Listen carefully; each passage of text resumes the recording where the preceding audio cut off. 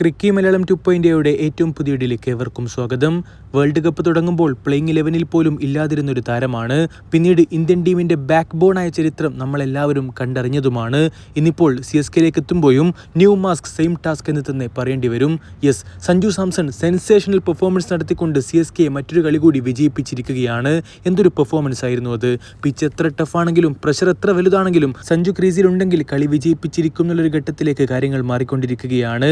ഏതായാലും IPL നിർണായക പോരാട്ടത്തിൽ ഡൽഹി ക്യാപിറ്റൽസിനെതിരെ 8 വിക്കറ്റിന്റെ ഗംഭീര വിജയം CSK സ്വന്തമാക്കിയിരിക്കുന്നു.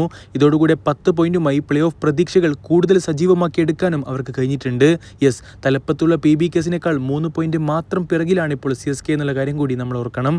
ഏതായാലും ചെന്നൈ സൂപ്പർ കിങ്സ് ഗംഭീരമായിട്ടുള്ള തിരിച്ചുവരവ് നടത്തിക്കൊണ്ടിരിക്കുകയാണ്. മത്സരത്തിൽ ടോസ് ലഭിച്ച DC ആദ്യം ബാറ്റ് ചെയ്യാൻ തീരുമാനിക്കുകയായിരുന്നല്ലോ. CSKയുടെ ബൗളിംഗ് തന്നെയാണ് എടുത്തു പറയേണ്ടത്. എല്ലാവരും ഒന്നിനൊന്ന് ഗംഭീരമായിട്ടുള്ള ബൗളിംഗ് പ്രകടനമാണ് നടത്തിയത്. അൻഷുൽ കംബോജയ്ക്ക് ബാക്കിയുള്ള എല്ലാ ബൗളേഴ്സും വളരെ എക്കണോമിക്കലായിട്ടായിരുന്നു പന്തെറിഞ്ഞിട്ടുണ്ടായിരുന്നതും. കംബോജ് കഴിഞ്ഞ മത്സരങ്ങളിൽ വരെ മിന്നിത്തിളങ്ങിയ താരമായിരുന്നുള്ള കാര്യവും നമ്മൾ മറക്കേണ്ടതില്ല. ഏതായാലും നൂർ അഹമ്മദിന് 2 വിക്കറ്റ് വീഴ്ത്താനും കഴിഞ്ഞിട്ടുണ്ട്. അഖിൽ ഹുസൈനൊക്കെ 4 ഓവർ എറിഞ്ഞിട്ട് വെറും 19 റൺസ് മാത്രമാണ് വാങ്ങിയത്. ഒരു വിക്കറ്റും അദ്ദേഹത്തിന് കിട്ടിയിട്ടുണ്ട്. ഏതായാലും DC ആദ്യം ബാറ്റ് ചെയ്തുകൊണ്ട് 156 എന്ന വലിയ വെല്ലുവിളി ഉയർത്താത്തൊരു സ്കോറായിരുന്നു അടിച്ചതെങ്കിൽ ആദ്യം തന്നെ ഓപ്പണർ ഗൈക്വാദിനെ അവർക്ക് നഷ്ടമായി. പിന്നീട് ഉർവിൽ പട്ടേൽ നല്ലൊരു ഇമ്പാക്ട്ഫുൾ ഇന്നിംഗ്സ് കളിച്ചെങ്കിൽ കൂടി അതൊരു വലിയ സ്കോറാക്കി മാറ്റാൻ അദ്ദേഹത്തിന് കഴിഞ്ഞതുമില്ല. യെസ്, പിന്നീടാണ് സഞ്ജു സാംസന്റെ താണ്ഡവം നമ്മൾ കാണുന്നത്. 87 റൺസ് എടുത്തുകൊണ്ട് ടീമിന്റെ ഹീറോ ആയി മാറുകയായിരുന്നു സഞ്ജു.